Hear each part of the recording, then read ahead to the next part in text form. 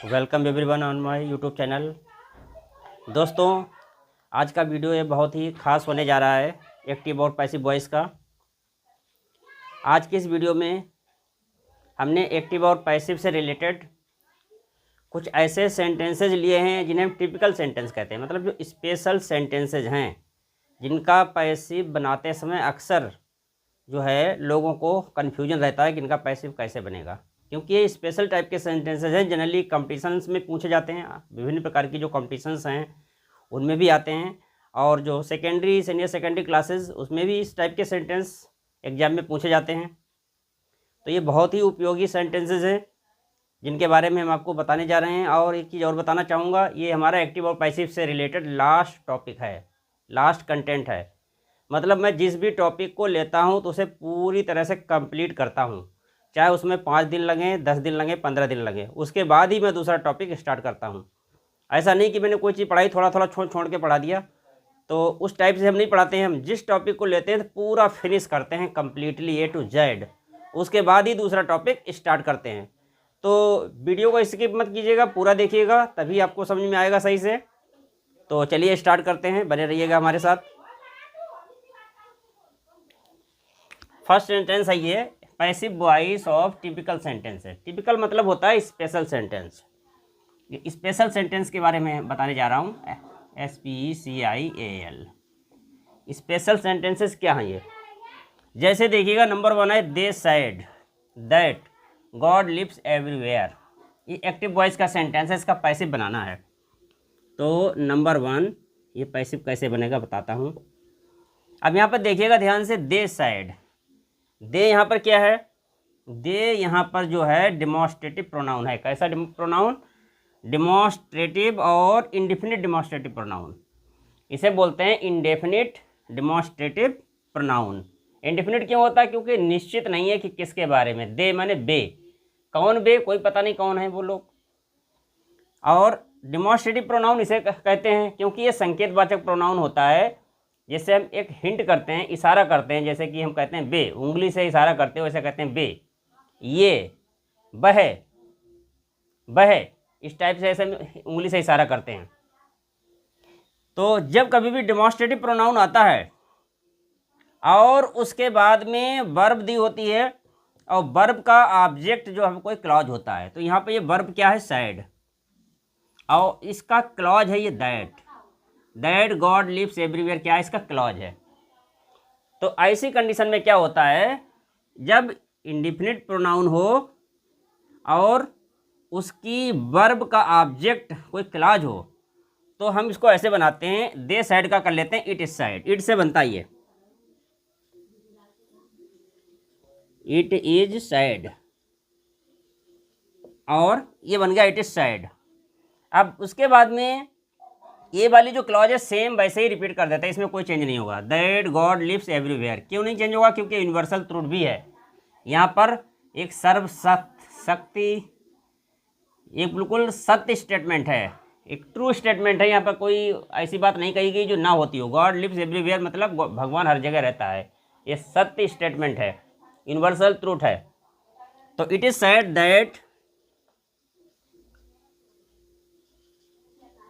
God lives everywhere.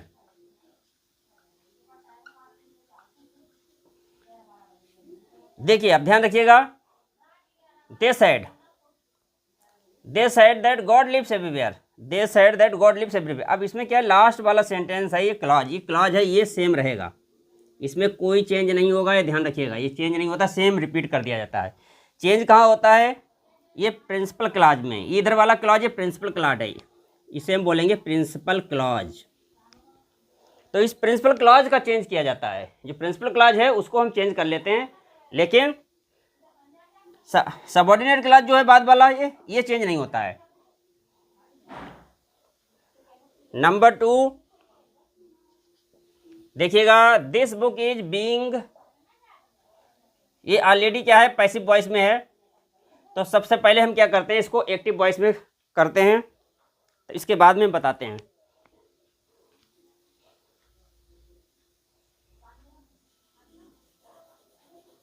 ये धोखे से पैसिव में हो गया था, हमें करना है इसे एक्टिव में।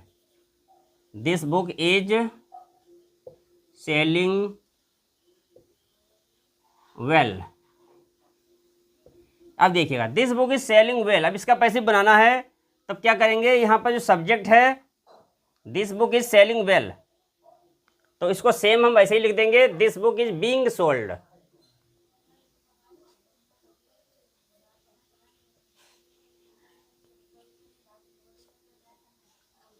दिस बुक इज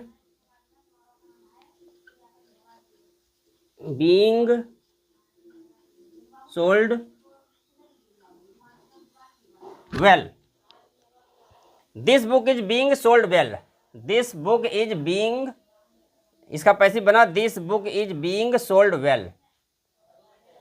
देखिए दिस बुक, हमने दिस बुक ऐसे लिख लिया, अब यहाँ पर इज सेलिंग वेल है, ये पुस्तक बहुत अच्छी बिक रही है, तो इसका जो पैसिव बनाया तो हमने कैसे बनाया, ये प्रेजेंट कंटिन्यूअस टेंस है, इज लगाया और आईएनजी फॉर्म आई तो प्रेजेंट कंटिन्यूअस है, तो हमने प्रेजेंट कंटिन्यूअस का पैसिव बनाया, कैसे बनाया, this book is being sold, ये सोल्ड थर्ड फॉर्म है और बीइंग लगेगा यहाँ पर, क्योंकि प्रेजेंट कंटिन्यूअस टेंस में बीइंग लगता है पैसिव वॉइस में, और थर्ड फॉर्म आती है इज बीइंग सोल्ड वेल। ऐसे ही नंबर 3 देखिएगा, नंबर 3 में क्या, one should keep once promises. अब ये स्पेशल टाइप का सेंटेंस है, टिपिकल टाइप का सेंटेंस है, इसको कैसे बनाएंगे, इस टाइप के सेंटेंसेस जो हैं generally secondary senior secondary exam में इंग्लिश के पेपर में तो आते ही आते हैं, साथ साथ में कॉम्पिटिशन्स में भी बहुत सारे आते हैं, ये ग्रुप सी की कॉम्पिटिशन्स होती हैं, ग्रुप डी की कॉम्पिटिशन्स होती हैं, उसमें जहाँ भी इंग्लिश आती है ग्रामर आती है उसमें अक्सर ये टाइप के सेंटेंस पूछ ले जाते हैं। तो one should keep once promises को हम ऐसे बना सकते हैं, प्रोमिसेज शुड बी केप्ट, इतना बना लो सिर्फ, सिंपल बन जाएगा, PROMISES, promises should be.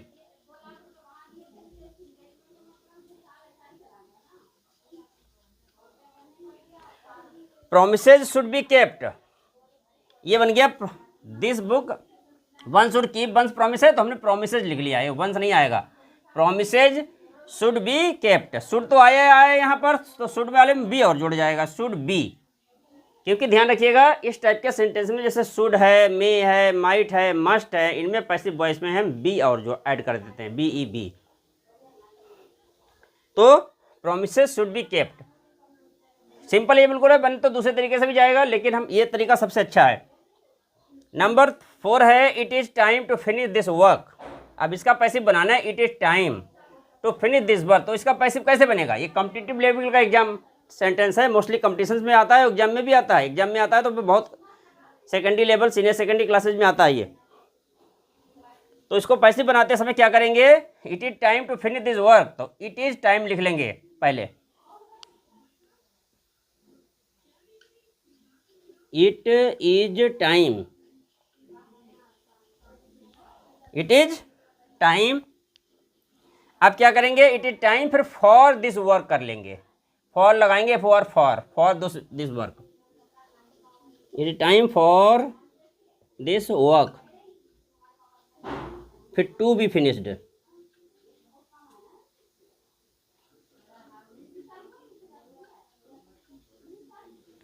It is time for this work to be finished, it is time for this work to be finished, ये देखिएगा जैसे it is time to finish this work, एक तो एक्टिव वॉइस है, अब बनाना हमें इसका passive है, तो पैसिव ऐसे बना लेंगे, इट इज टाइम, टाइम कर लिया, फिर ये ऑब्जेक्ट ले लिया,